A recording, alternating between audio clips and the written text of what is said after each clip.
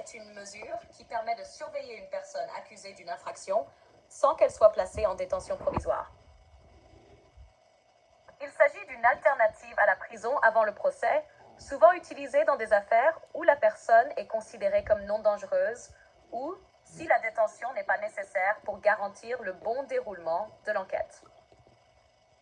Le contrôle judiciaire impose certaines obligations à la personne concernée afin de s'assurer qu'elle ne gêne pas le déroulement de la procédure judiciaire, qu'elle ne commet pas d'infraction pendant cette période et qu'elle se présente au tribunal lorsque cela est demandé.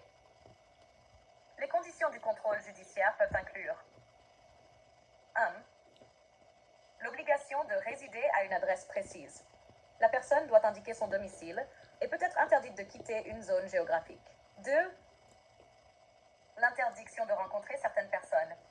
Cela peut inclure des témoins, des victimes ou d'autres personnes impliquées dans l'affaire. 3. Le port de bracelets électroniques. Dans certains cas, un bracelet électronique peut être imposé pour surveiller les déplacements de la personne. 4. L'obligation de se présenter régulièrement à la police ou à un juge. La personne doit se rendre régulièrement au commissariat ou devant le juge d'instruction pour montrer qu'elle respecte les conditions du contrôle judiciaire. 5. Des interdictions professionnelles ou sociales. Par exemple, une interdiction d'exercer certaines professions, surtout si elles sont liées à l'infraction. Le contrôle judiciaire peut être levé ou modifié par le juge si les conditions de la procédure changent ou si la personne ne respecte pas les obligations imposées.